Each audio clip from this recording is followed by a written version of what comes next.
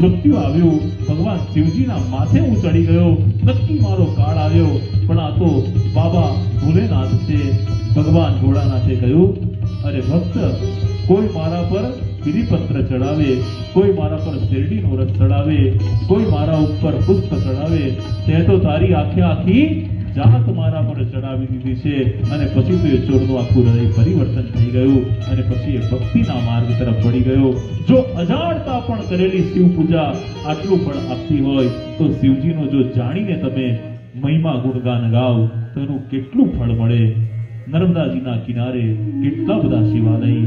અરે અમારા ચાણોદમાં એ કાશી વિશ્વ